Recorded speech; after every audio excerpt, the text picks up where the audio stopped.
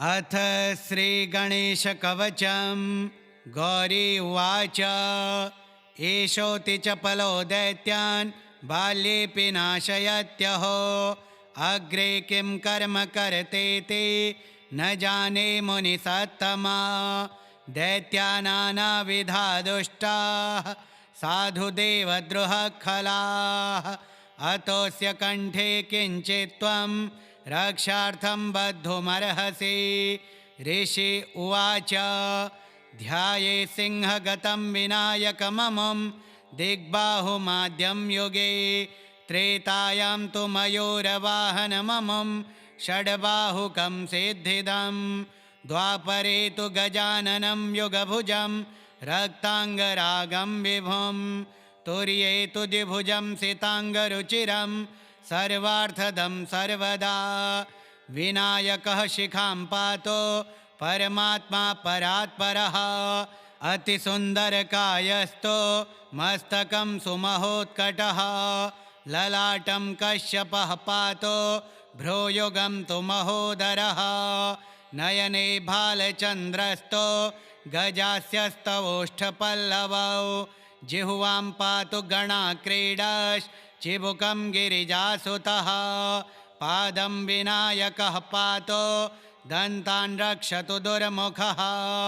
श्रवणौ पाशपाणिस्तो नासिकां चिन्तितार्थदः।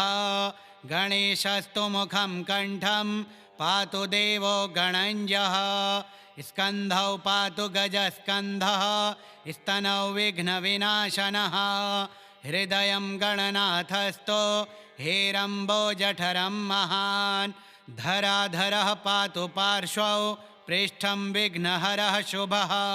लिङ्गं गुज्जं सदा पातो वक्रतुण्डो महाबलः।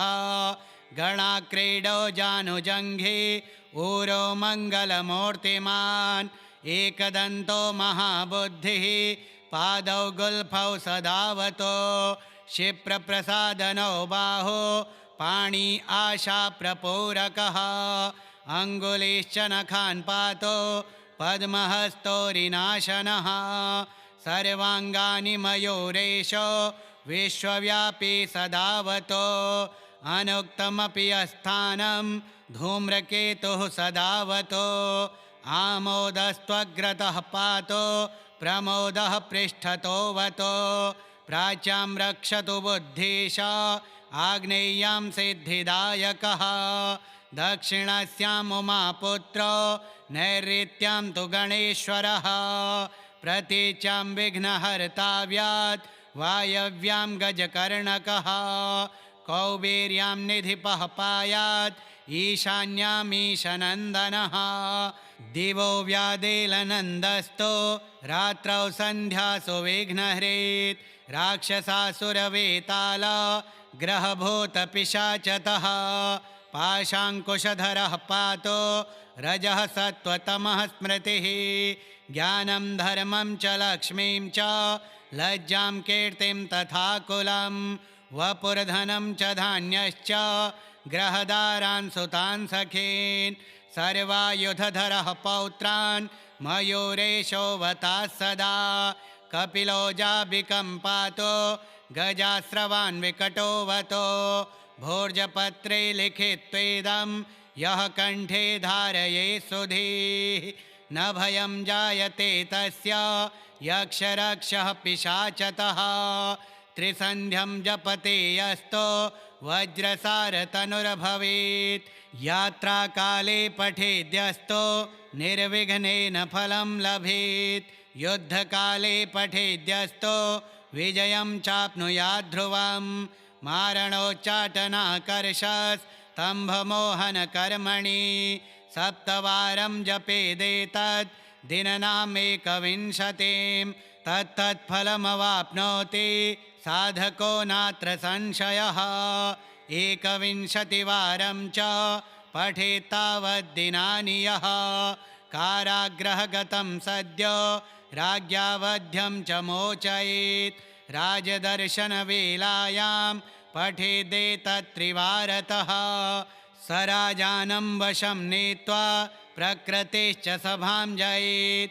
इदं गणेशकवचं कश्यपेन समीरितं मुद्गलाय च तेनाथ माण्डव्याय महर्षये मध्यं सप्राह कृपया कवचं सर्वसिद्धिदं न देयं भक्तिहीनाय देयं श्रद्धावते शुभम् अनेनास्य कृता रक्षा न बाधास्य भवेत् कचित् राक्षसासुरवेताल दैत्यदानवसम्भवा गौरी उवाच एषोऽति चपलो दैत्यान् बाल्येऽपि नाशयत्यहो अग्रे किं कर्म कर्तेति न जाने मुनिसत्तमा दैत्यानानाविधा दुष्टाः साधुदेवद्रुहखलाः अतोऽस्य कण्ठे किञ्चित् त्वं रक्षार्थं बद्धुमर्हसि ऋषि उवाच ध्याये सिंहगतं विनायकममुं दिग्बाहुमाद्यं युगे त्रेतायां तु मयूरवाहनममुं षड्बाहुकं सिद्धिदं द्वापरे तु गजाननं युगभुजं रक्ताङ्गरागं विभुं तुर्ये तु द्विभुजं सिताङ्गरुचिरं सर्वार्थदं सर्वदा विनायकः शिखां पातो परमात्मा परात्परः अतिसुन्दरकायस्तो मस्तकं सुमहोत्कटः ललाटं कश्यपः पातो भ्रूयुगं तु महोदरः नयने भालचन्द्रस्तो गजास्यस्तवोष्ठपल्लवौ जिह्वां पातु गणाक्रीडाश्चिबुकं गिरिजासुतः पादं विनायकः पातो दन्तान् रक्षतु दुर्मुखः श्रवणौ पाशपाणिस्तो नासिकां चिन्तितार्थदः गणेशस्तु मुखं कण्ठं पातु देवो गणञ्जः स्कन्धौ पातु गजस्कन्धः स्तनौ विघ्नविनाशनः हृदयं गणनाथस्तो हेरम्बो जठरं महान् धराधरः पातु पार्श्वौ पृष्ठं विघ्नहरः शुभः लिङ्गं गुज्जं सदा पातो वक्रतुण्डो महाबलः गणाक्रीडो जानुजङ्घे ऊरो मङ्गलमूर्तिमान् एकदन्तो महाबुद्धिः पादौ गुल्फौ सदावतो क्षिप्रप्रसादनो बाहो पाणी आशाप्रपूरकः अङ्गुलीश्च नखान् पातो पद्महस्तोरिनाशनः सर्वाङ्गानि मयूरेशो विश्वव्यापी सदावतो अनुक्तमपि अस्थानं धूम्रकेतुः सदावतो आमोदस्त्वग्रतः पातो प्रमोदः पृष्ठतोऽवतो प्राच्यां रक्षतु बुद्धीश आग्नेय्यां सिद्धिदायकः दक्षिणस्याम् उमापुत्रो नैऋत्यां तु गणेश्वरः प्रतीच्यां विघ्नहर्ताव्यात् वायव्यां गजकर्णकः कौबेर्यां निधिपः पायात् ईशान्यामीशनन्दनः दिवो व्यादेलनन्दस्तो रात्रौ सन्ध्यासु विघ्नहृत् राक्षसासुरवेताल ग्रहभूतपिशाचतः पाशाङ्कुशधरः पातो रजः सत्त्वतमः स्मृतिः ज्ञानं धर्मं च लक्ष्मीं च लज्जां कीर्तिं तथा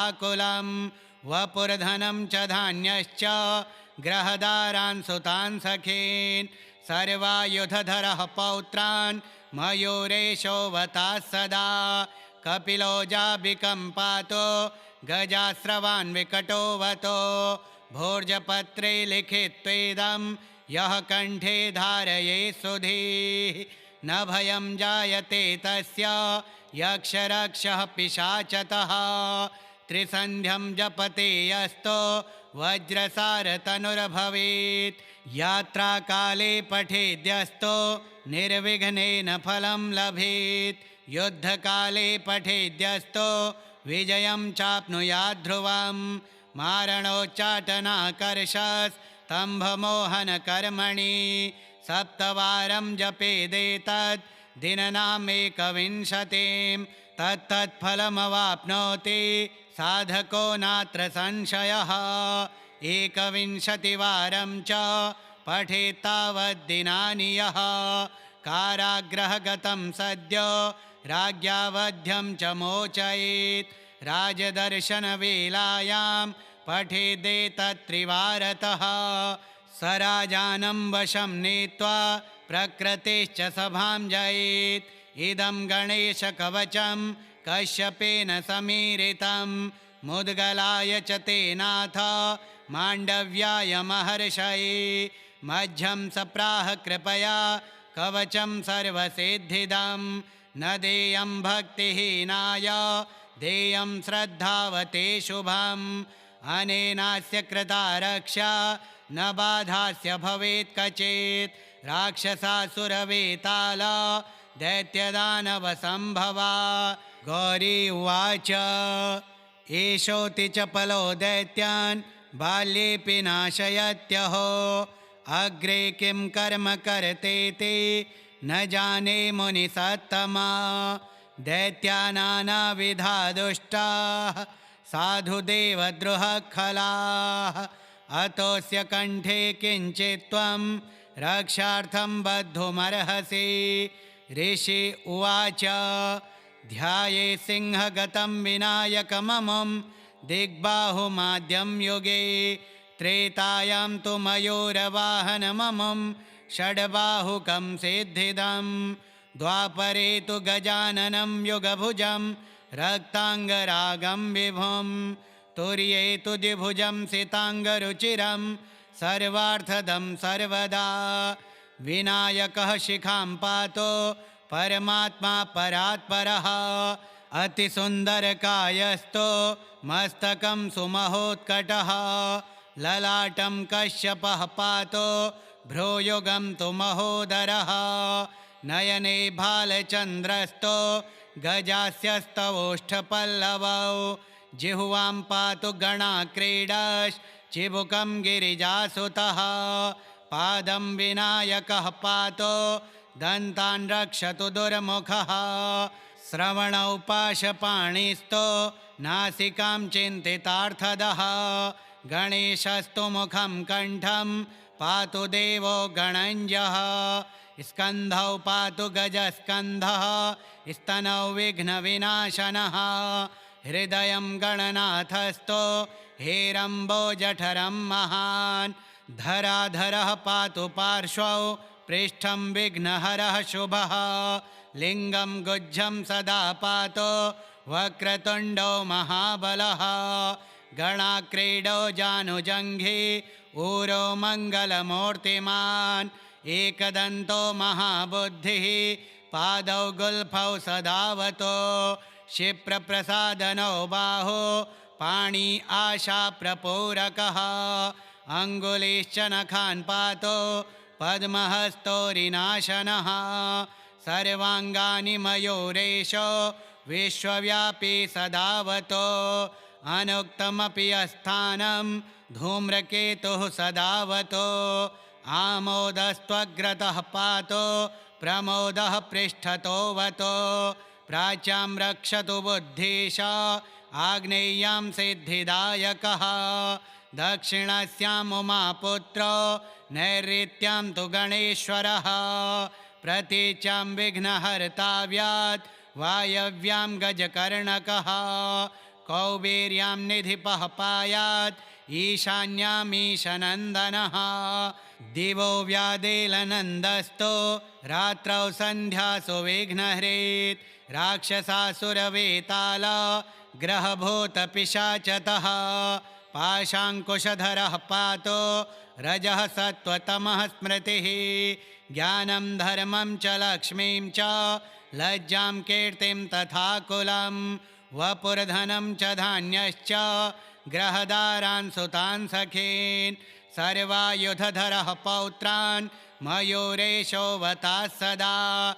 कपिलो जाबिकं पातो गजास्रवान् विकटोवतो। भोर्जपत्रे लिखित्वेदं यः कण्ठे धारये सुधीः। न भयं जायते तस्य यक्षरक्षः पिशाचतः।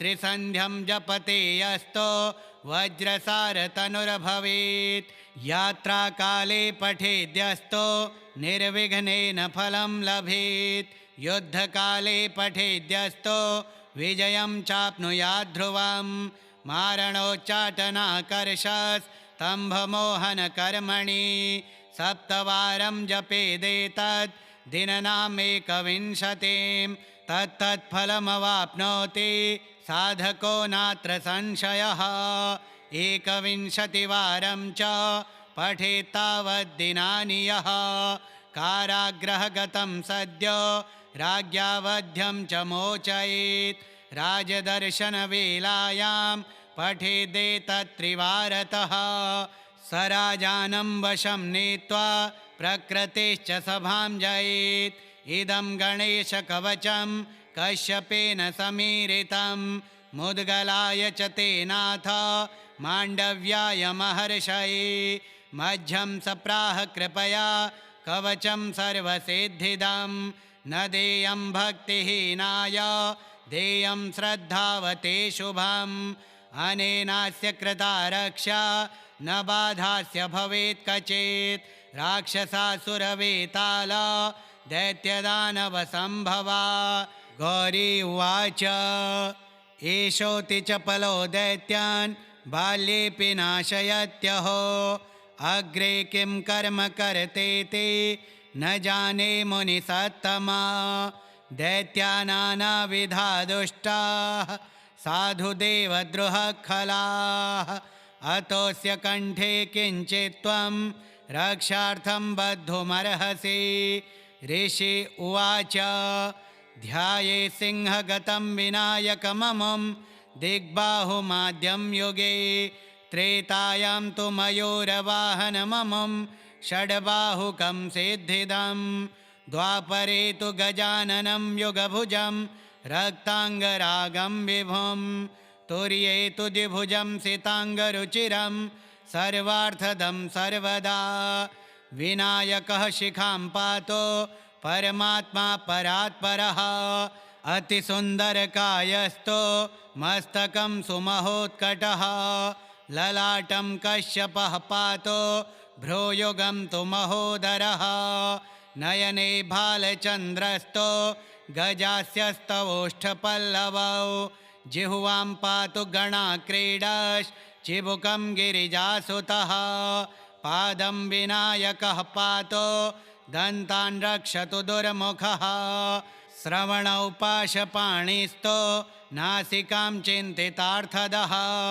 गणेशस्तु मुखं कण्ठं पातु देवो गणञ्जः स्कन्धौ पातु गजस्कन्धः स्तनौ विघ्नविनाशनः हृदयं गणनाथस्थो हेरम्बोजठरं महान् धराधरः पातु पार्श्वौ पृष्ठं विघ्नहरः शुभः लिङ्गं गुज्जं सदा पातो वक्रतुण्डो महाबलः गणाक्रीडो जानुजङ्घी ऊरो मङ्गलमूर्तिमान् एकदन्तो महाबुद्धिः पादौ गुल्फौ सदावतो क्षिप्रप्रसादनो बाहो पाणी आशाप्रपूरकः अङ्गुलीश्च नखान् पातो पद्महस्तोरिनाशनः सर्वाङ्गानि मयूरेशो विश्वव्यापी सदावतो अनुक्तमपि अस्थानं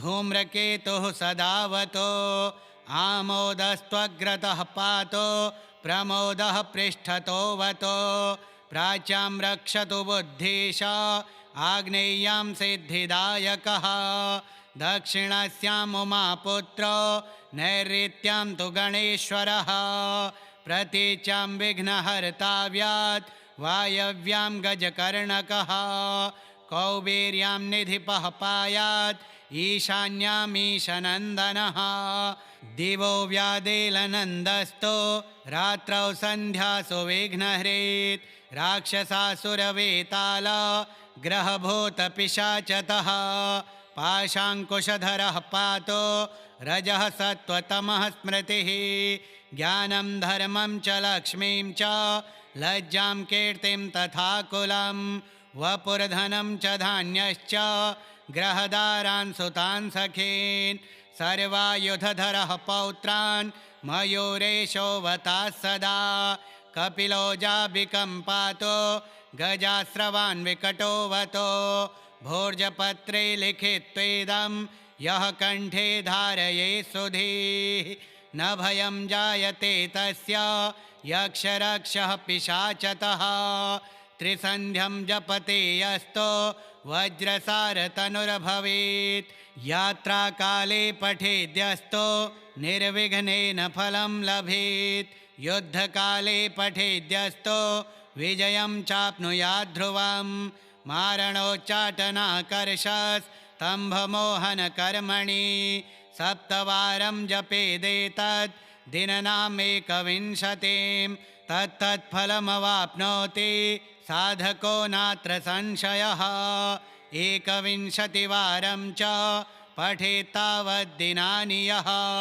कारागृहगतं सद्यो राज्ञावध्यं च मोचयेत् राजदर्शनवेलायां पठेदेतत्त्रिवारतः स राजानं वशं नीत्वा प्रकृतिश्च सभां जयेत् इदं गणेशकवचं कश्यपेन समीरितं मुद्गलाय च तेनाथ माण्डव्याय महर्षये मध्यं सप्राह कृपया कवचं सर्वसिद्धिदं न देयं भक्तिहीनाय देयं श्रद्धावते शुभम् अनेनास्य कृता रक्षा न बाधास्य भवेत् कचित् राक्षसासुरवेताल दैत्यदानवसम्भवा गौरी उवाच एषोऽति चपलो दैत्यान् बाल्येऽपि नाशयत्यहो अग्रे किं कर्म कर्तेति न जाने मुनिसत्तमा दैत्यानानाविधा दुष्टाः साधुदेवद्रुहखलाः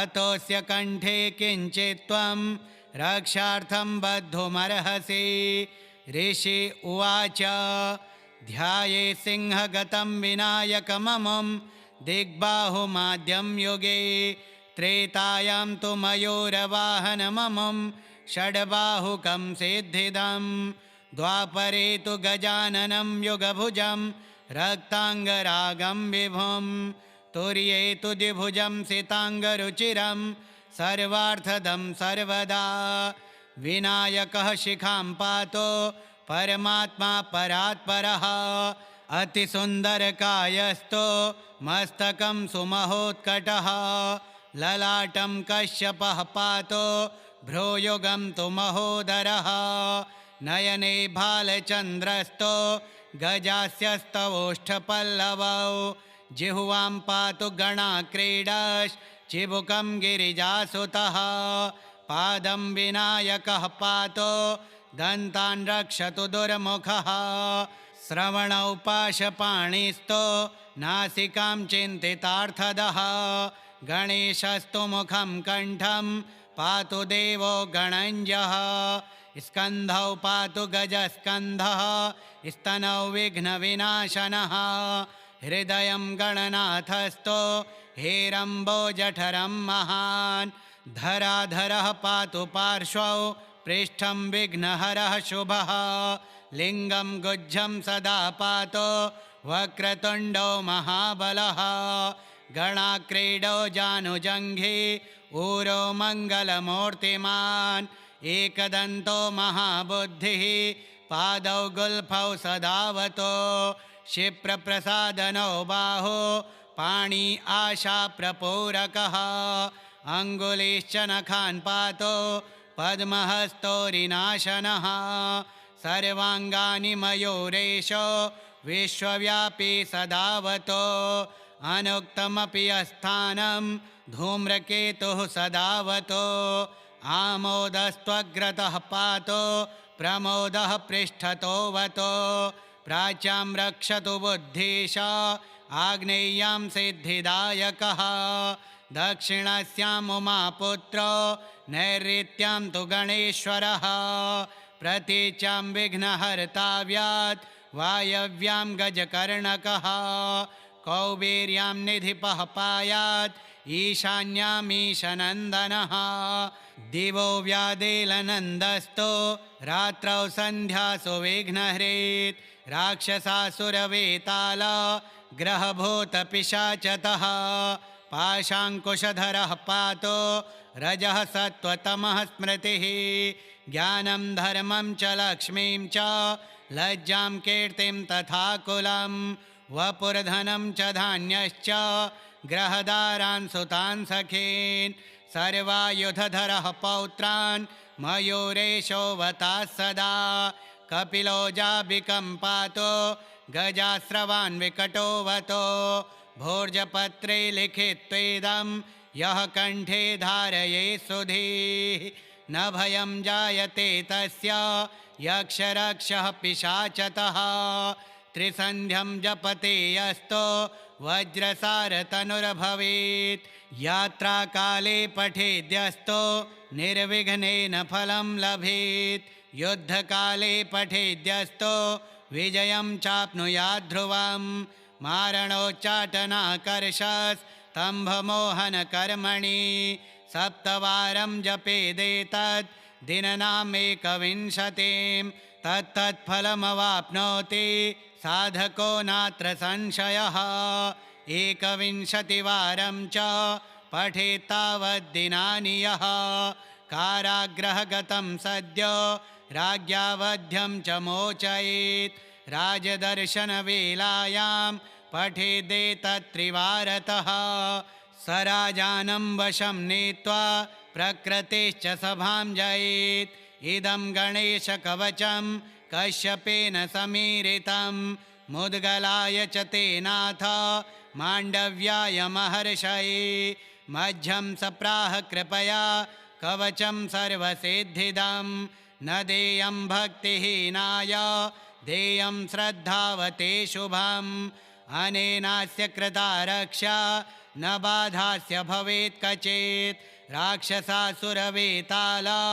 दैत्यदानवसम्भवा श्रीगणेशपुराणे गणेशकवचं श्रीगणेशार्पणमस्तु।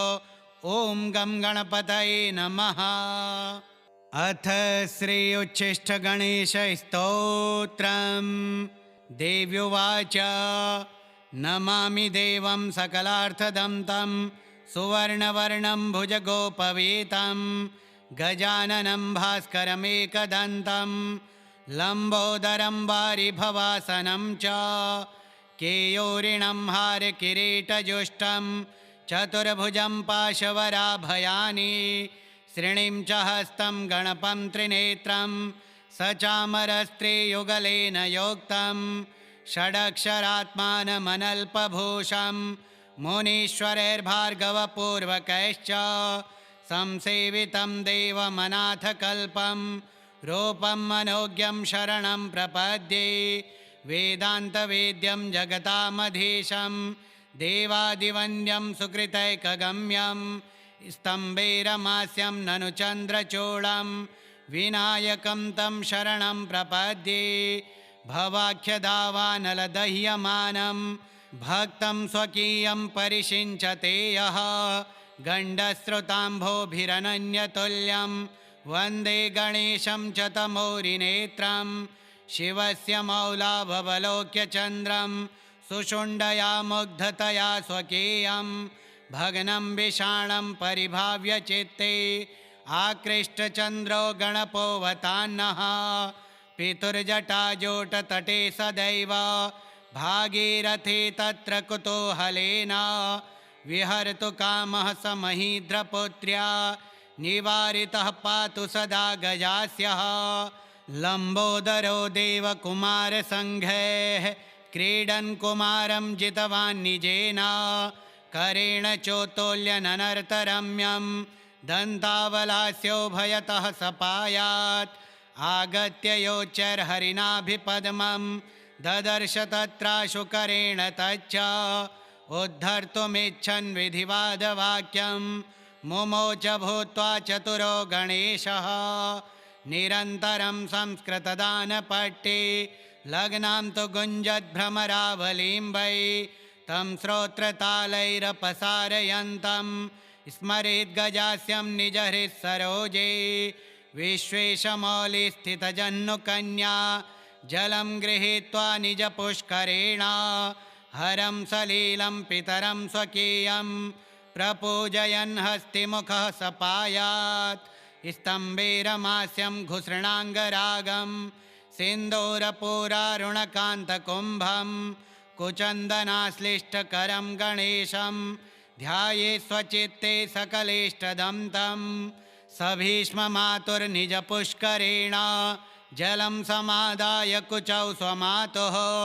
प्रक्षालयामास षडास्य पीतौ स्वार्थं मुदेशौ कलभाननोऽस्तु सिञ्चामनागं शिशुभावमाप्तं केनापि सत्कारणतो धरित्र्यां वक्तारमाद्यं नियमादिकानां लोकैकवन्द्यं प्रणमामि विघ्नम् आलिङ्गितं चारुरुचा मृगाक्षा सम्भोगलोलं मदविह्वलाङ्गं विघ्नौघविध्वंसनसक्तमेकं नमामि कान्तं द्विरदाननं तं हेरम्ब उद्यद्रविकोटिकान्तः पञ्चाननेनापि विचुम्बितास्यः मुनीन् सुरान् भक्तजनाश्च सर्वान् स पातुरथ्यासु सदा गजास्यः द्वैपायनोक्तानि सनिश्चयेन स्वदन्तकोट्या निखिलं लिखित्वा दन्तं पुराणं शुभमिन्दुमौलिस्तपोभिरुग्रं मनसा स्मरामि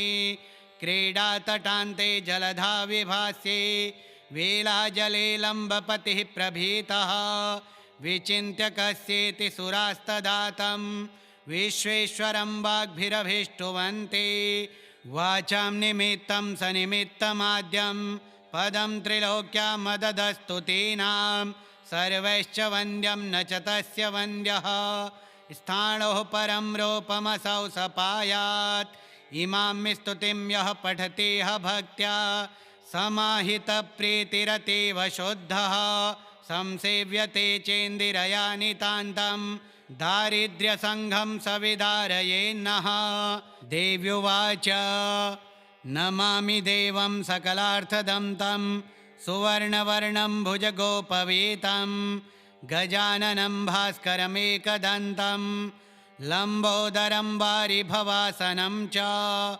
केयूरिणं हारकिरीटजुष्टं चतुर्भुजं पाशवराभयानि श्रीणिं च हस्तं गणपं त्रिनेत्रं सचामरस्त्रियुगलेन योक्तं षडक्षरात्मानमनल्पभूषं मुनीश्वरैर्भार्गवपूर्वकैश्च संसेवितं देवमनाथकल्पं रूपं मनोज्ञं शरणं प्रपद्ये वेदान्तवेद्यं जगतामधीशं देवादिवन्द्यं सुकृतैकगम्यं स्तम्भेरमास्यं ननु चन्द्रचूडं विनायकं तं शरणं प्रपद्ये भवाख्यदावानलदह्यमानं भक्तं स्वकीयं परिषिञ्चते यः गण्डस्रुताम्भोभिरनन्यतुल्यं वन्दे गणेशं च तमोरिनेत्रं शिवस्य मौलाभवलोक्य चन्द्रं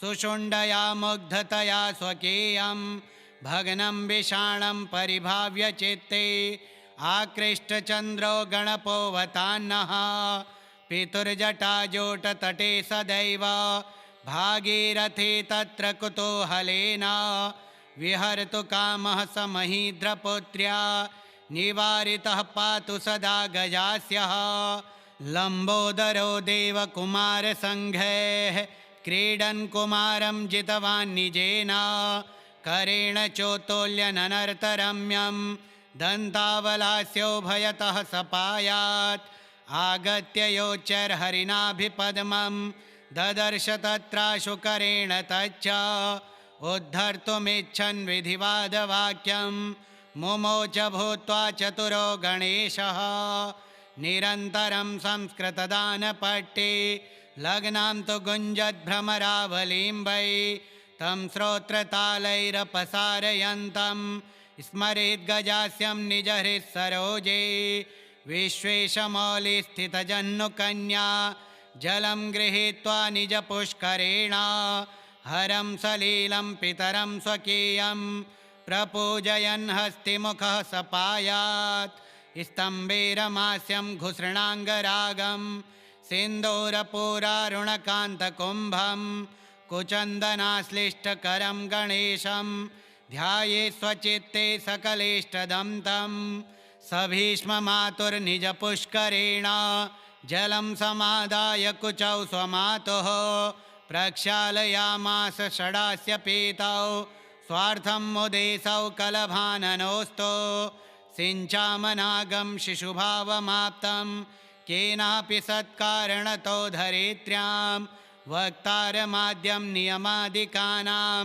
लोकैकवन्द्यं प्रणमामि विघ्नम् आलिङ्गितं चारुरुचा मृगाक्षा सम्भोगलोलं मदविह्वलाङ्गं विघ्नौघविध्वंसनसक्तमेकं नमामि कान्तं द्विरदाननं तं हेरम्ब उद्यद्रविकोटिकान्तः पञ्चाननेनापि विचुम्बितास्यः मुनीन् सुरान् भक्तजनाश्च सर्वान् सपातुरथ्यासु सदा गजास्यः द्वैपायनोक्तानि सनिश्चयेन स्वदन्तकोट्या निखिलं लिखित्वा दन्तं पुराणं शुभमिन्दुमौलिस्तपोभिरुग्रं मनसा स्मरामि क्रीडातटान्ते जलधा विभास्ये वेलाजले लम्बपतिः प्रभीतः विचिन्त्य कस्येति सुरास्तदातं विश्वेश्वरं वाग्भिरभीष्टुवन्ते वाचां निमित्तं सनिमित्तमाद्यं पदं त्रिलोक्यामददस्तु तेनां सर्वैश्च वन्द्यं न च तस्य वन्द्यः स्थाणोः परं रूपमसौ सपायात् इमां स्तुतिं यः पठतेह भक्त्या समाहितप्रीतिरतीव शुद्धः संसेव्यते चेन्दिरया नितान्तं दारिद्र्यसङ्घं सविदारयेन्नः देव्युवाच नमामि देवं सकलार्थदं तं सुवर्णवर्णं भुजगोपवीतं गजाननं भास्करमेकदन्तं लम्बोदरं वारिभवासनं च केयूरिणं हारकिरीटजुष्टं चतुर्भुजं पाशवराभयानि श्रीणिं च हस्तं गणपं त्रिनेत्रं सचामरस्त्रियुगलेन योक्तं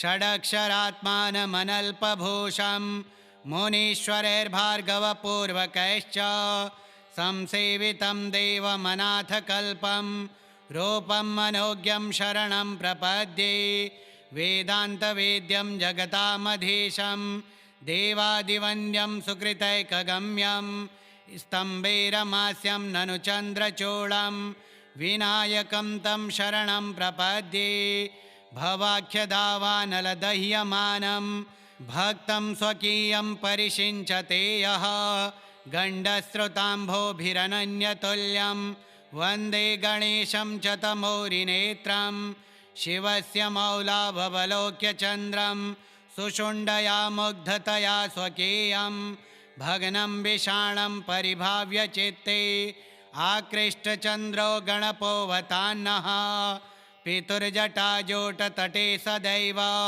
भागीरथी तत्र कुतूहलेन विहर्तु कामः स महीद्रपुत्र्या निवारितः पातु सदा गजास्यः लम्बोदरो देवकुमारसङ्घैः क्रीडन् कुमारं जितवान् निजेन करेण चोत्तोल्यननर्तरम्यं दन्तावलास्योभयतः सपायात् आगत्य योच्चैर्हरिणाभिपद्मं ददर्श तत्राशुकरेण तच्च उद्धर्तुमिच्छन् विधिवादवाक्यं मुमोच भूत्वा चतुरो गणेशः निरन्तरं संस्कृतदानपट्टे लग्नां तु गुञ्जद्भ्रमरावलीं वै तं श्रोत्रतालैरपसारयन्तं स्मरेद्गजास्यं निजहृत्सरोजे विश्वेशमौलिस्थितजह्नुकन्या जलं गृहीत्वा निजपुष्करेण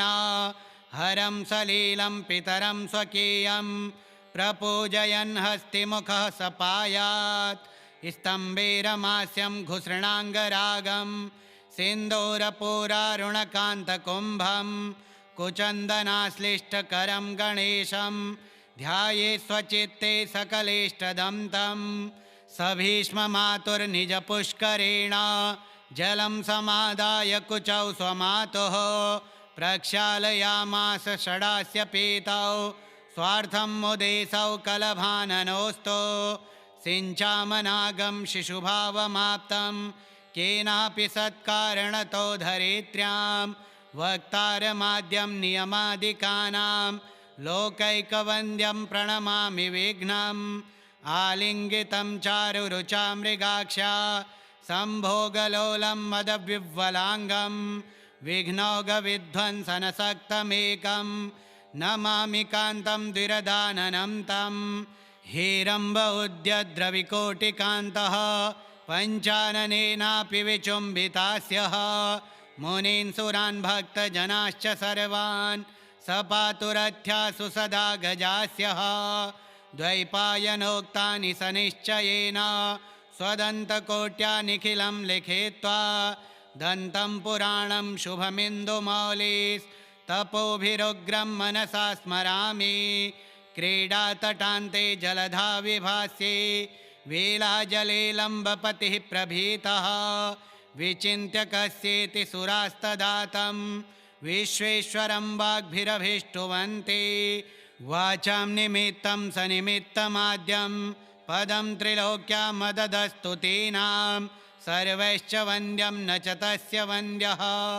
स्थाणोः परं रूपमसौ सपायात् इमां स्तुतिं यः पठतेह भक्त्या समाहितप्रीतिरतीव शुद्धः संसेव्यते चेन्दिरया नितान्तं दारिद्र्यसङ्घं सविदारयेन्नः देव्युवाच नमामि देवं सकलार्थदं तं सुवर्णवर्णं भुजगोपवीतं गजाननं भास्करमेकदन्तं लम्बोदरं वारिभवासनं च केयूरिणं हारकिरीटजुष्टं चतुर्भुजं पाशवराभयानि श्रीणिं च हस्तं गणपं त्रिनेत्रं सचामरस्त्रियुगलेन योक्तं षडक्षरात्मानमनल्पभूषं मुनीश्वरैर्भार्गवपूर्वकैश्च संसेवितं देवमनाथकल्पं रूपं मनोज्ञं शरणं प्रपद्ये वेदान्तवेद्यं जगतामधीशं देवादिवन्द्यं सुकृतैकगम्यं स्तम्भेरमास्यं ननु चन्द्रचूडं विनायकं तं शरणं प्रपद्ये भवाख्यदावानलदह्यमानं भक्तं स्वकीयं परिषिञ्चते यः गण्डस्रुताम्भोभिरनन्यतुल्यं वन्दे गणेशं च तमोरिनेत्रं शिवस्य मौलावलोक्य चन्द्रं सुषुण्डया मुग्धतया स्वकीयं भग्नं विषाणं परिभाव्य चित्ते आकृष्टचन्द्रो गणपोऽवतान्नः पितुर्जटाजोटतटे सदैव भागीरथी तत्र कुतूहलेन विहर्तु कामः स महीद्रपुत्र्या निवारितः पातु सदा गजास्यः लम्बोदरो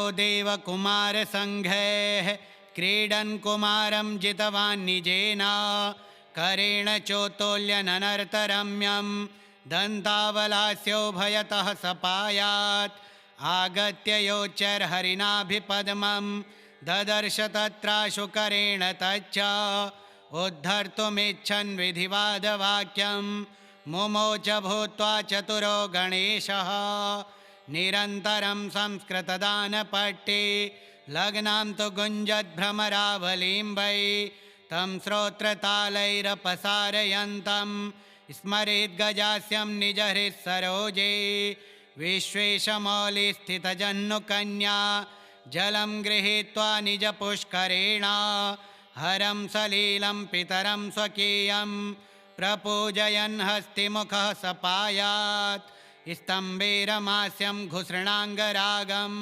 सिन्दूरपूरारुणकान्तकुम्भं कुचन्दनाश्लिष्टकरं गणेशं ध्याये स्वचित्ते सकलेष्टदं तं स भीष्ममातुर्निजपुष्करेण जलं समादाय कुचौ स्वमातुः प्रक्षालयामास षडास्य पीतौ स्वार्थं मुदेशौ कलभाननोऽस्तु सिञ्चामनागं शिशुभावमाप्तं केनापि सत्कारणतो धरित्र्यां वक्तारमाद्यं नियमादिकानां लोकैकवन्द्यं प्रणमामि विघ्नम् आलिङ्गितं चारुरुचा मृगाक्षा सम्भोगलोलं मदविह्वलाङ्गं विघ्नौघविध्वंसनसक्तमेकं नमामि कान्तं द्विरदाननं तं हेरम्ब उद्यद्रविकोटिकान्तः पञ्चाननेनापि विचुम्बितास्यः मुनीन् सुरान् भक्तजनाश्च सर्वान् सपातुरथ्यासु सदा गजास्यः द्वैपायनोक्तानि सनिश्चयेन स्वदन्तकोट्या निखिलं लिखित्वा दन्तं पुराणं शुभमिन्दुमौलिस्तपोभिरुग्रं मनसा स्मरामि क्रीडातटान्ते जलधा विभास्ये वेलाजले लम्बपतिः प्रभीतः विचिन्त्य कस्येति सुरास्तदातं विश्वेश्वरं वाग्भिरभीष्टुवन्ते वाचां निमित्तं सनिमित्तमाद्यं पदं त्रिलोक्यां मददस्तु तीनां सर्वैश्च वन्द्यं न च तस्य वन्द्यः स्थाणोः परं रूपमसौ सपायात् इमां स्तुतिं यः पठति भक्त्या समाहितप्रीतिरतीव शुद्धः संसेव्यते चेन्दिरया नितान्तं दारिद्र्यसङ्घं सविदारयेन्नः देव्युवाच नमामि देवं सकलार्थदं तं सुवर्णवर्णं भुजगोपवीतं गजाननं भास्करमेकदन्तं लम्बोदरं वारिभवासनं च केयूरिणं हारकिरीटजुष्टं चतुर्भुजं पाशवराभयानि श्रीणिं च हस्तं गणपं त्रिनेत्रं सचामरस्त्रियुगलेन योक्तं षडक्षरात्मानमनल्पभूषं मुनीश्वरैर्भार्गवपूर्वकैश्च संसेवितं देवमनाथकल्पं रूपं मनोज्ञं शरणं प्रपद्ये वेदान्तवेद्यं जगतामधीशं देवादिवन्द्यं सुकृतैकगम्यं स्तम्भैरमास्यं ननु चन्द्रचूडं विनायकं तं शरणं प्रपद्ये भवाख्यदावानलदह्यमानं भक्तं स्वकीयं परिषिञ्चते यः गण्डश्रुताम्भोभिरनन्यतुल्यं वन्दे गणेशं च तमोरिनेत्रं शिवस्य मौलाभवलोक्य चन्द्रं सुषुण्डया मुग्धतया स्वकीयं भग्नं विषाणं परिभाव्य चित्ते आकृष्टचन्द्रो गणपोऽवतान्नः पितुर्जटाजोटतटे सदैव भागीरथी तत्र कुतूहलेन विहर्तु कामः स महीद्रपुत्र्या निवारितः पातु सदा गजास्यः लम्बोदरो देवकुमारसङ्घैः क्रीडन् कुमारं जितवान् निजेन करेण चोत्तोल्यननर्तरम्यं दन्तावलास्योभयतः सपायात् आगत्य योच्चैर्हरिणाभिपद्मं ददर्श तत्राशुकरेण तच्च उद्धर्तुमिच्छन् विधिवादवाक्यं मुमोच भूत्वा चतुरो गणेशः निरन्तरं संस्कृतदानपट्टे लग्नां तु गुञ्जद्भ्रमरावलीं वै तं श्रोत्रतालैरपसारयन्तं स्मरेद्गजास्यं निजहृत्सरोजे विश्वेशमौलिस्थितजह्नुकन्या जलं गृहीत्वा निजपुष्करेण हरं सलीलं पितरं स्वकीयं प्रपूजयन् हस्तिमुखः सपायात् स्तम्भेरमास्यं घुसृणाङ्गरागं सिन्दूरपूरारुणकान्तकुम्भं कुचन्दनाश्लिष्टकरं गणेशं ध्याये स्वचित्ते सकलेष्टदं तं स भीष्ममातुर्निजपुष्करेण जलं समादाय कुचौ स्वमातुः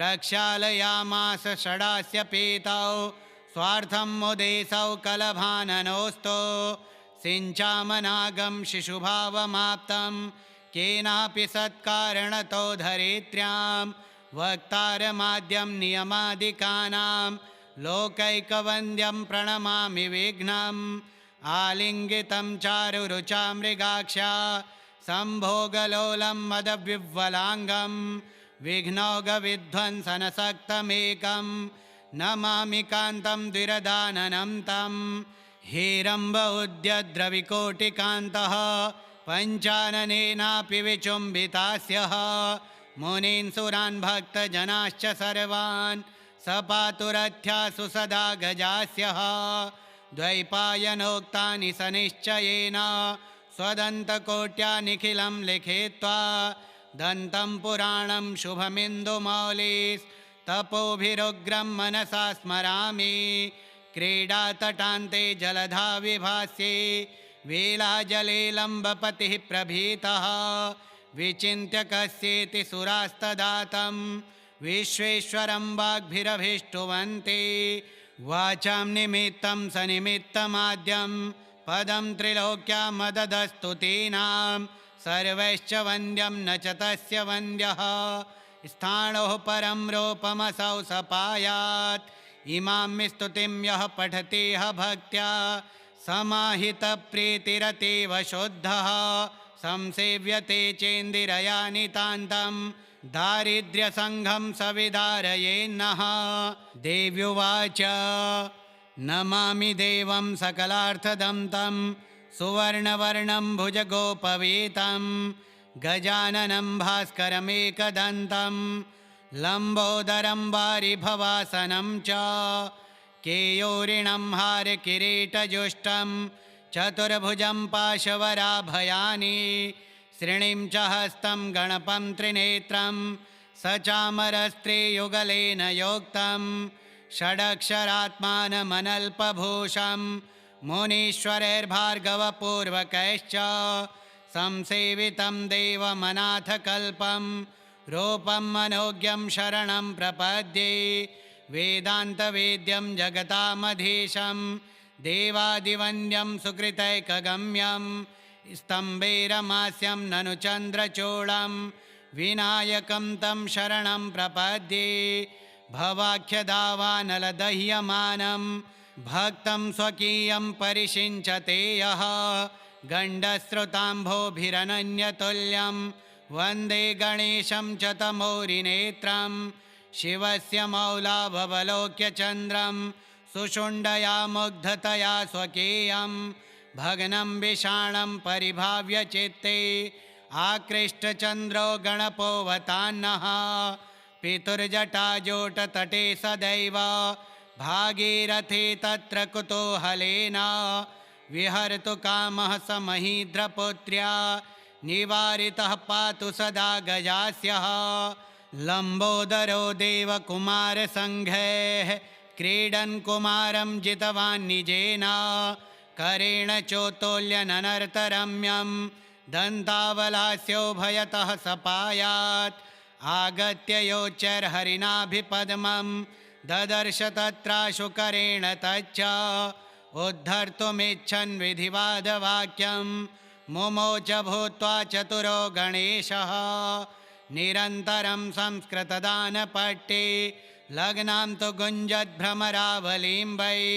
तं श्रोत्रतालैरपसारयन्तं स्मरेद्गजास्यं निजहृत्सरोजे विश्वेशमौलिस्थितजह्नुकन्या जलं गृहीत्वा निजपुष्करेण हरं सलीलं पितरं स्वकीयं प्रपूजयन् हस्तिमुखः सपायात् स्तम्भेरमास्यं घुसृणाङ्गरागं सिन्दूरपूरारुणकान्तकुम्भं कुचन्दनाश्लिष्टकरं गणेशं ध्याये स्वचित्ते सकलेष्टदं तं सभीष्ममातुर्निजपुष्करेण जलं समादाय कुचौ स्वमातुः प्रक्षालयामास षडास्य पीतौ स्वार्थं मुदेशौ कलभाननोऽस्तु सिञ्चामनागं शिशुभावमाप्तं केनापि सत्कारणतो धरित्र्यां वक्तारमाद्यं नियमादिकानां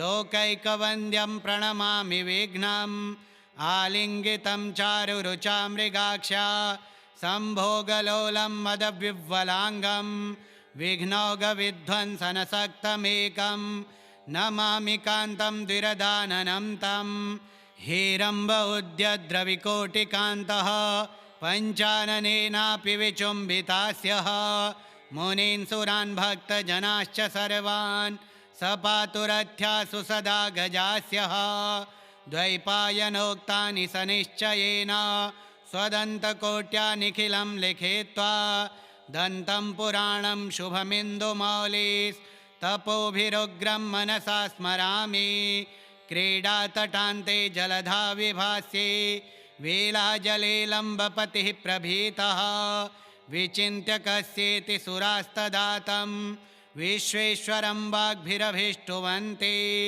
वाचां निमित्तं सनिमित्तमाद्यं पदं त्रिलोक्यामददस्तु तेनां सर्वैश्च वन्द्यं न च तस्य वन्द्यः स्थाणोः परं रूपमसौ सपायात् इमां स्तुतिं यः पठतेह भक्त्या समाहितप्रीतिरतीव शुद्धः संसेव्यते चेन्दिरया नितान्तं दारिद्र्यसङ्घं सविदारयेन्नः श्रीरुद्रयामलतन्त्रे हरगौरी संवादे उच्छिष्टगणपतिस्तोत्रम् श्री उच्छिष्टगणेशार्पणमस्तु।